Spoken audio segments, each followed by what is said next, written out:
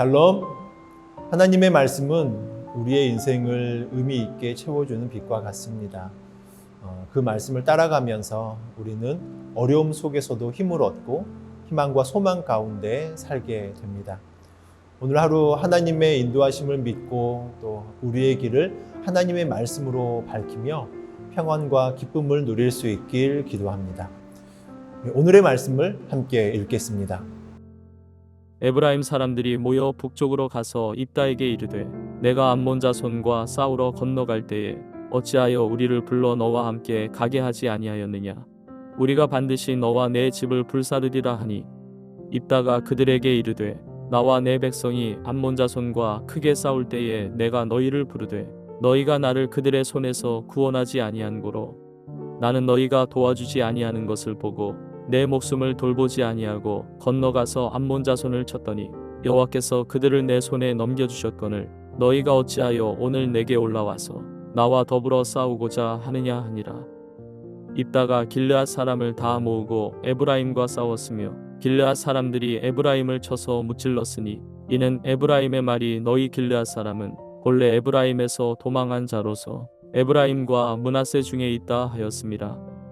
길르앗 사람이 에브라임 사람보다 앞서 요단 강 나루턱을 장악하고 에브라임 사람의 도망하는 자가 말하기를 청하건대 나를 건너가게 하라 하면 길르앗 사람이 그에게 묻기를 내가 에브라임 사람이냐 하여 그가 만일 아니라 하면 그에게 이르기를 십볼렛이라 발음하라 하여 에브라임 사람이 그렇게 바로 말하지 못하고 십볼렛이라 발음하면 길르앗 사람이 곧 그를 잡아서 요단강 나루턱에서 죽였더라. 그때에 에브라임 사람의 죽은 자가 42,000명이었더라. 입다가 이스라엘의 사사가 된 지 6년이라. 길르앗 사람 입다가 죽음에 길르앗에 있는 그의 성읍에 장사되었더라. 오늘 본문은 길르앗 사람과 에브라임 지파 간에 발생한 내전과 사사 입다의 죽음에 대한 것을 기록하고 있습니다. 먼저 1절에 에브라임 지파 사람들은 사사 입다에게 암몬과 싸울 때에 왜 자기들을 부르지 않았느냐라고 하면서 우리가 반드시 너와 내 집을 불사르리라 라고 위협을 하고 있습니다. 이는 단순히 암몬과의 전쟁에 동참하지 못한 것에 대한 항의가 아니라 이것을 빌미로 사사 입다에게 시비를 걸어온 것이죠.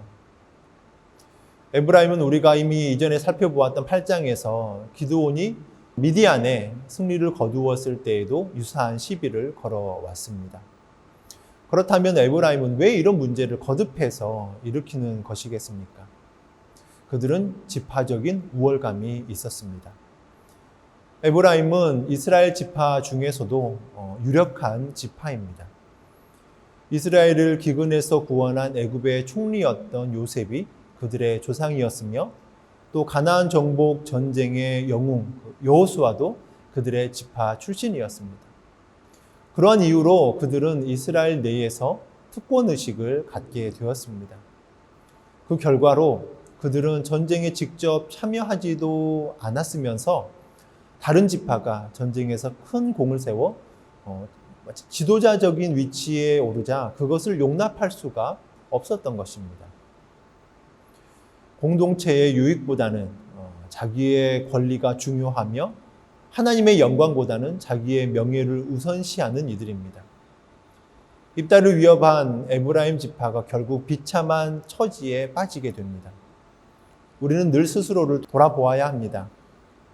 혹시 내가 속한 교회 공동체를 위해서 희생하려고 하기보다 존경과 지위를 차지하려고 하는 것은 아닌지, 혹시 무의식적으로라도 타인의 희생을 깎아내리고 무시한 적은 없었는지 늘 스스로를 돌아보아야 합니다.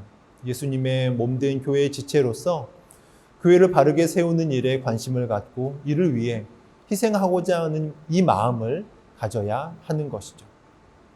이어지는 2절과 3절에서 사사 입다는 에브라임 사람들이 그들에게 부당한 위협을 가해오자 그들의 잘못에 대하여 낱낱이 지적하고 강한 어조로 그들을 책망했습니다. 그리고 그러한 비난과 책망은 마침내 동족 간의 내전으로 커지고 말았습니다. 사사 입다의 반박은 정당한 것이었습니다. 그의 말은 틀리지 않았습니다. 그러나 우리가 여기서 생각해 보아야 할 점은 사사 입다의 대응이 최선의 선택이었는가라고 하는 것입니다. 우리가 좀 더 지혜롭게, 그가 좀 더 지혜롭게 대처했다면 이 동족 간의 싸움을 피할 수 있었을 것이다 라고 하는 아쉬움이 있습니다. 이 비슷한 상황이 기드온의 때에도 있었는데 그때 기드온은 에브라임의 끈물 포도가 아비에셀의 만물 포도보다 낫지 아니하냐라고 하면서 그들을 지켜 세움으로 이 시비를 피했습니다. 자신을 낮추고 또 상대를 높이는 지혜로운 말 한마디로 상대의 분을 가라앉게 하고 싸움을 피한 것이었습니다. 이처럼 한마디의 말은 상대를 분노하기도 하고 그 분노를 또한 누그러뜨리기도 하는 것이죠. 그리고 세상의 대부분의 이 싸움이 말 한마디 때문에 일어납니다. 말을 잘못해서 싸우지 않아도 되는 싸움을 싸우게 되는 경우가 허다하고요. 지혜로운 사람은 자기의 입술을 잘 다스리는 사람입니다. 지혜로운 말은 상대의 마음을 감동시키며 마음에서 우러나는 진정한 관계를 만듭니다. 오늘 항상 지혜로운 말과 온유한 말로 상대를 감동시키면서 화목을 이룰 수 있는 그런 성도님들이 될 수 있길 소망합니다. 우리가 그렇게 기도하기를 원합니다. 지혜로운 말과 지혜로운 생각과 지혜로운 행동으로 인하여서 분함보다 평화와 평안의 날들이 가득할 수 있는 우리의 삶이 되길 원합니다. 이어지는 4절에 보게 되면 길르앗 사람들이 동족인 에브라임 사람들과 싸우게 되어지는 결정적인 계기는 자신들에 대한 에브라임의 모욕 때문이었습니다. 에브라임은 길르앗을 향해서 너희 길르앗 사람은 본래 에브라임에서 도망한 자로서 에브라임과 므낫세 중에 있도다라고 말하고 있습니다. 여기서 도망한 자라고 하는 것은 자기가 속해 있던 곳에서 도망하여 멀리 떨어져 나간 것을 의미하고 있습니다. 이 말은 형제들에게서 쫓겨난 입다의 처지를 빗대어서 한 말이고 동시에 길르앗이 에브라임 지파에서 떨어져 나간 도망자 집단이다라고 하는 의미가 있습니다. 여기서 길르앗은 더 이상 언약 백성이 아니다라고 하는 의미까지 함축한 말이 되는 것이죠. 이에 길르앗이 더 이상 모욕을 참지 못하고 같은 동족인 에브라임과 결전을 벌이게 되는 것입니다. 이 전쟁은 1차적인 원인은 에브라임 지파에게 있습니다. 사사 입다는 자신들이 아무것도 한 일도 없으면서 걸핏하면 따지고 시비를 거는 그런 에브라임 지파의 잘못된 버릇을 고쳐놓고 싶었던 것입니다. 그러나 그 계기가 무엇이든지 중요한 것은 입다와 길르앗은 형제요 동족이며 한 분 하나님의 통치를 받는 한 백성이었다라고 하는 것입니다. 길르앗에게 있어서 에브라임은 서로 싸워야 할 대상이 아니었습니다. 그들이 싸워야 할 대상은 하나님을 대적하는 가나안 족속에 있었으며 그들은 이를 위해 하나로 연합하며 나아가야만 했던 것입니다. 그렇기 때문에 입다와 길르앗 사람들은 싸움의 본질을 깊이 생각하지 못한 것이다 라고 말할 수 있습니다. 그들은 똑같은 상황에서 싸우지 않고 나아갈 수 있었던 비결은 싸움의 본질, 그 싸움의 대상을 바로 알았기 때문입니다. 교회는 어떻습니까? 예수 그리스도께서 피 흘려 사신 그의 몸입니다. 교회를 이루는 성도들은 한 하나님을 아버지로 섬기며 그의 통치를 받는 그의 자녀와 백성들입니다. 우리의 싸움의 대상은 같은 교회나 성도가 아닙니다. 성도들은 서로가 이해하고 감싸 주어야 할 대상이 되는 것이죠. 우리의 싸움의 대상은 따로 있습니다. 그들은 우리를 멸망시키려는 사탄의 세력이며 불의한 세력입니다. 우리는 하나로 연합하여서 그들과 싸워 이김으로 하나님의 나라를 지켜야만 하는 것입니다. 만일 우리가 한 형제끼리 싸운다면 그것은 우리의 대적인 사탄만이 이롭게 하며 스스로의 멸망, 무덤을 파는 꼴이 되고 마는 것이죠.